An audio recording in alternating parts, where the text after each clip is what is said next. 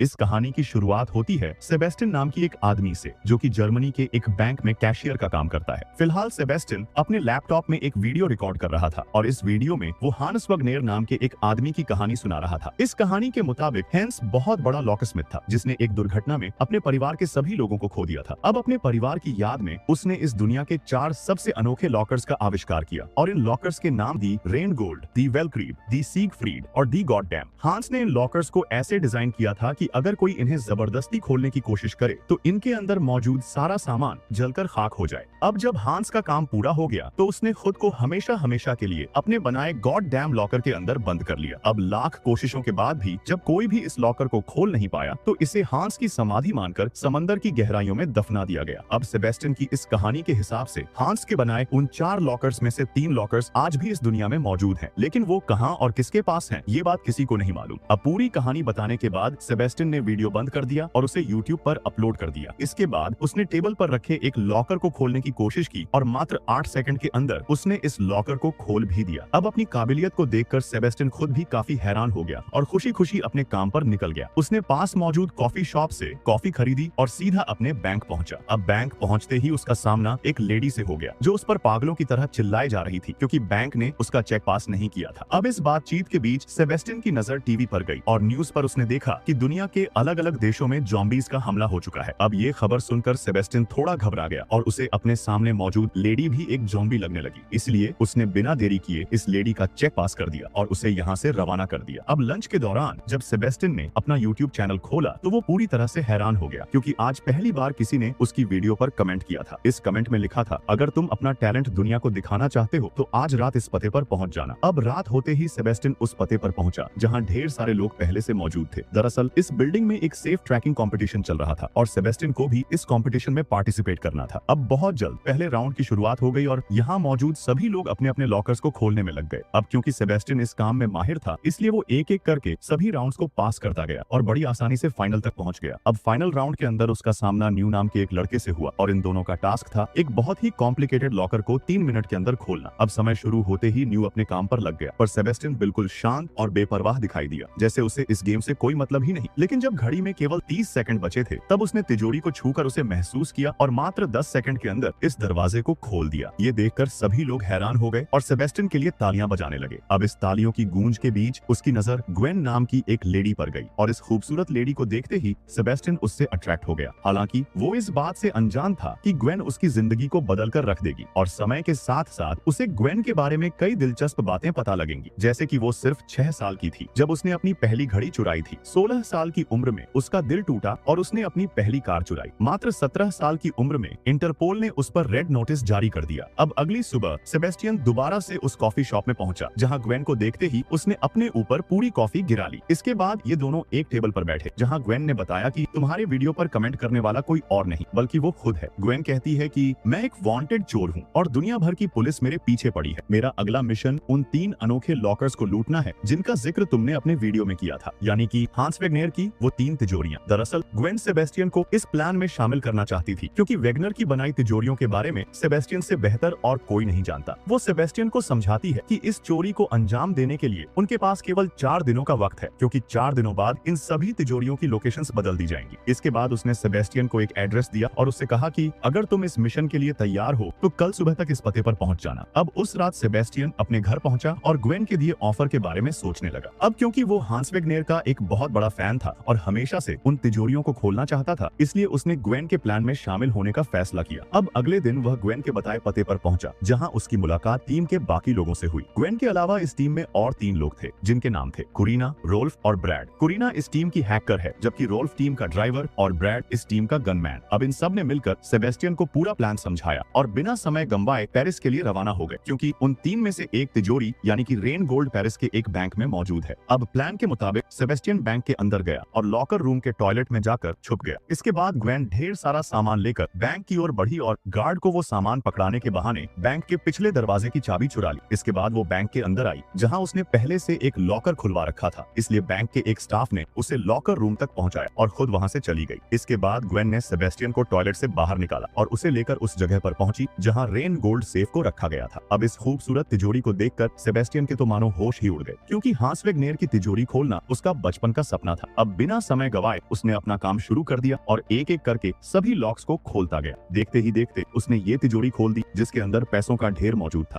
इसके बाद ये दोनों अंदर गए और ये सारा पैसा बैग्स के अंदर भरने लगे। वहीं दूसरी तरफ टीम के बाकी लोग बैंक एम्प्लॉयज का ध्यान भटकाने लगे और इस मौके का फायदा उठाकर ग्वेन और सेबेस्टियन बैंक के पिछले दरवाजे से भाग निकले। अब इस चोरी को अंजाम देकर सेबेस्टियन की खुशी का तो ठिकाना नहीं था और आज जिंदगी में पहली बार उसे मेन कैरेक्टर वाली फीलिंग आ रही थी। अब अगले सीन में हम इंटरपोल के हेडक्वार्टर्स को देखते हैं जहां पुलिस वालों को इस चोरी की खबर लग चुकी थी। दरअसल बैंक में लगे कैमरों ने ग्वेन और उसके साथियों को कैप्चर कर लिया था जो कि पहले से ही इंटरपोल की हिट लिस्ट पर थे। अब इस मीटिंग में हम डेलिक्रो नाम के एक ऑफिसर को देखते हैं जो पिछले कई सालों से ग्वेन और उसके साथियों की खोज कर रहा है। यहाँ डेलिक्रो सभी से कहता है कि अगर इन चोरों ने वेगनर की पहली तिजोरी खोल ली है तो वो बाकी 2 तिजोरियों के पीछे भी जरूर जाएंगे और वेगनर की दूसरी तिजोरी प्राग में मौजूद है। इसके बाद हम ग्वेन और उसके साथियों को देखते हैं जो अपनी इस कामयाबी को सेलिब्रेट कर रहे थे। अब इस पार्टी के दौरान कुरीना सेबेस्टियन के पास आई और उसे किस करने की कोशिश की, लेकिन सेबेस्टियन ने ऐसा करने से इनकार कर दिया क्योंकि वो कुरीना को नहीं बल्कि ग्वेन को पसंद करता था। इस पर कुरीना उससे कहती है कि ग्वेन ऑलरेडी एक रिलेशनशिप में है और उसका बॉयफ्रेंड है, पर फिलहाल उनके बीच कुछ भी ठीक नहीं है और बहुत जल्द उनका ब्रेकअप भी हो सकता है। अब उस रात सेबेस्टियन ग्वेन के कमरे में गया और ये दोनों एक दूसरे से बातें करने लगे, लेकिन बदकिस्मती से ब्रैड ने इन दोनों को देख लिया और उसे सेबेस्टियन पर काफी गुस्सा आया। अब अगले दिन ये पूरी टीम प्राग पहुंची जहां वेगनर की दूसरी तिजोरी को रखा गया था, लेकिन ये लोग इस बात से अनजान थे कि डेलिक्रो और उसकी टीम पहले से इन पर घात लगाए बैठी है। अब प्लान के मुताबिक ग्वेन और सेबेस्टियन बैंक में एम्प्लॉयज बनकर अंदर गए और कुरीना के इंस्ट्रक्शंस को फॉलो करते हुए लिफ्ट तक पहुंचे, लेकिन इसी बीच सिक्योरिटी को इन पर शक हो गया और 2 सिक्योरिटी गार्ड्स ग्वेन और सेबेस्टियन के पास पहुंचे, लेकिन अभी वो कुछ करते उससे पहले ग्वेन ने बड़ी सफाई से इनका काम तमाम कर दिया और फटाफट से उस तिजोरी तक पहुंच गई। वहीं दूसरी तरफ हम डेलिक्रो को देखते हैं जो बैंक के बाहर इन चोरों का इंतजार कर रहा था, पर जब काफी देर तक उसे कोई हलचल दिखाई नहीं दी तो वो परेशान होकर बैंक के अंदर चला गया। लेकिन अंदर आने पर यह खुलासा हुआ कि जिस तिजोरी को वो ढूंढ रहा है उसे 1 हफ्ते पहले ही बैंक के दूसरे ब्रांच में शिफ्ट कर दिया गया है और इसका मतलब ये था कि पुलिस वाले कहीं और मौजूद थे और ये चोरी किसी और बैंक में हो रही थी। अब बिना समय गंवाए ये सभी उस बैंक की तरफ भागे ताकि वो ग्वेन और उसके साथियों को पकड़ सकें। वहीं दूसरी तरफ सेबेस्टियन ने उस तिजोरी को खोलना शुरू किया और थोड़ी देर के बाद वो इसमें कामयाब भी हो गया। अब वेगनर की दूसरी तिजोरी खोलकर सेबेस्टियन खुशी के मारे पागल हो गया और ग्वेन को गले से लगा लिया।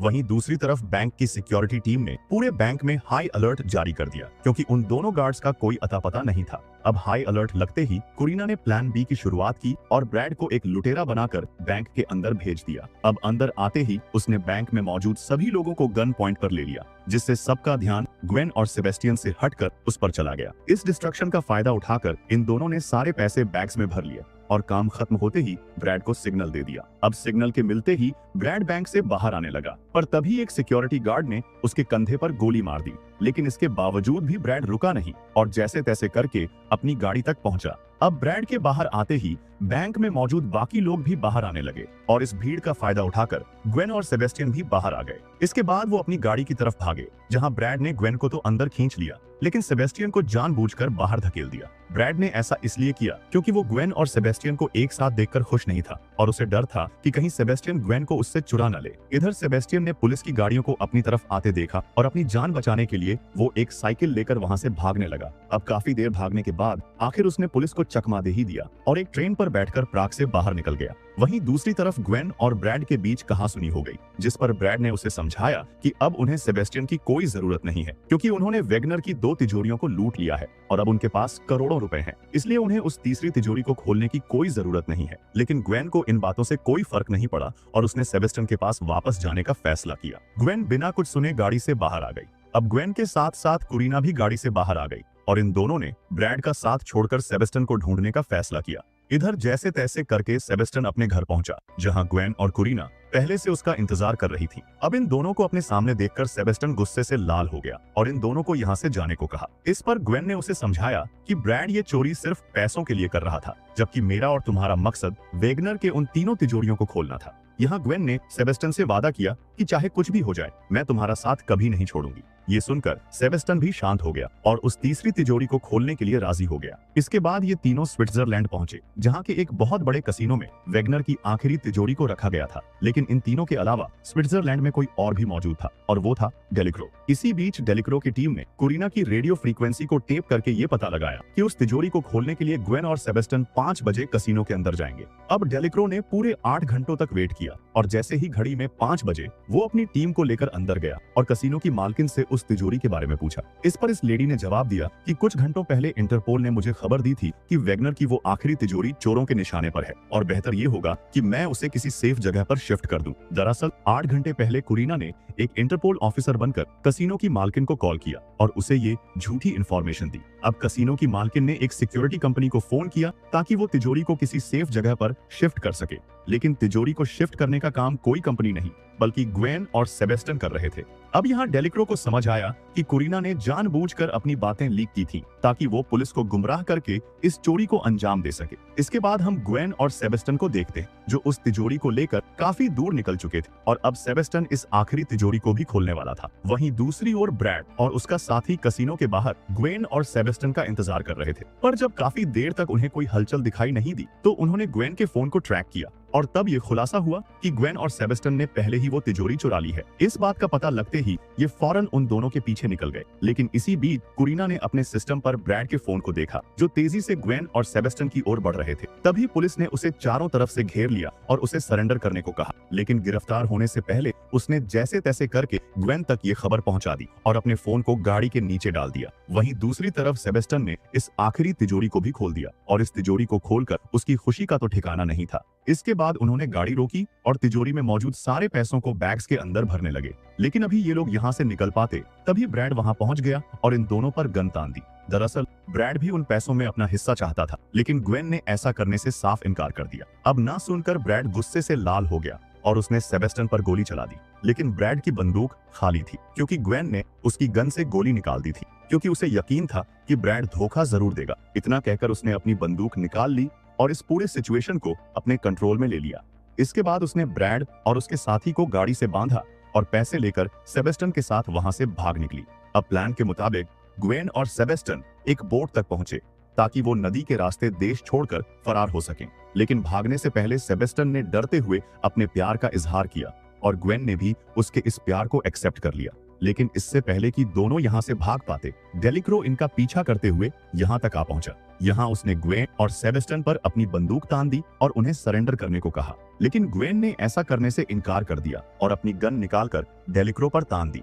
यहाँ उसने डेलिक्रो से कहा कि मैं सरेंडर करने के लिए तैयार हूँ, लेकिन इसके बदले में तुम्हें सेबेस्टियन को छोड़ना होगा। अब डेलिक्रो के पास कोई और चारा नहीं था, इसलिए उसने इस ऑफर को एक्सेप्ट कर लिया और सेबेस्टियन को यहाँ से जाने की परमिशन दे दी। यहाँ ग्वेन ने सेबेस्टियन से वादा किया कि वो बहुत जल्द उससे दोबारा मिलेगी और वो दोनों मिलकर वैगनर की उस आखिरी तिजोरी को भी ढूंढ निकालेंगे। अब बहुत हिम्मत के साथ सेबेस्टियन ने ग्वेन को गुड बाय बोला और बोट में बैठकर वहां से चला गया। अब कई साल बीतने के बाद हमें सेबेस्टियन को कैलिफोर्निया में दिखाया जाता है, जहां वो लॉकर्स बनाने का बिजनेस करता है और उसने अपनी शॉप का नाम ग्वेन के नाम पर रखा है। अब एक दिन सेबेस्टियन के पास एक कपल आते हैं और उसे एक तिजोरी का नक्शा दिखाकर पूछते हैं कि क्या तुम इस तिजोरी को खोल सकते हो। अब इस तिजोरी को देखते ही सेबेस्टियन काफी खुश हो गया, क्योंकि ये वैगनर की आखिरी तिजोरी थी जो कहीं गुम हो गई थी। यहाँ सेबेस्टियन इस मिशन के लिए तैयार हो गया और इसी के साथ ये शानदार मूवी यहाँ पर एंड हो गई। उम्मीद करता हूँ कि ये कहानी आपको पसंद आई होगी। इस वीडियो को लाइक करना ना भूलना और कमेंट में भी एक प्यारा सा मैसेज छोड़ देना कि ये कहानी आपको कैसी लगी। मिलते हैं अगले वीडियो में, तब तक के लिए गुड बाय।